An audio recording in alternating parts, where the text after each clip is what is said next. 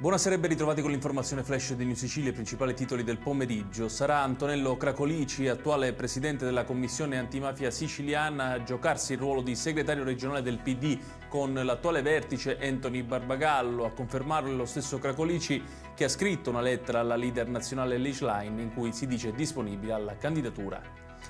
Adesso il caso di una donna di 75 anni di Ragusa, alla quale era stata prescritta un'ecografia per una sospetta patologia tiroidea da eseguire entro 10 giorni, ma nonostante l'urgenza segnalata all'interno della ricetta, l'azienda sanitaria avrebbe fissato un appuntamento dopo ben 8 mesi. A denunciare la situazione è il Comitato Civico Articolo 32, che ha inoltrato per conto della paziente una diffida all'ASP ragusana. Un 37enne di origini nordafricane è stato arrestato dai carabinieri a Scordia, nel catanese, per tentato omicidio. Al culmine di una lite, l'uomo avrebbe sferrato una coltellata all'addome a un 47enne, anch'egli nordafricano, trasferito poi d'urgenza all'ospedale di Lentini, dove è stato sottoposto a un delicato intervento chirurgico.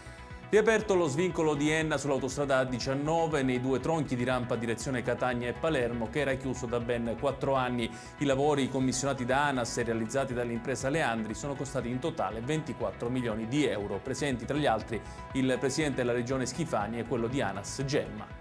E chiudiamo con il meteo. Sarà un venerdì santo contraddistinto dal sole in Sicilia.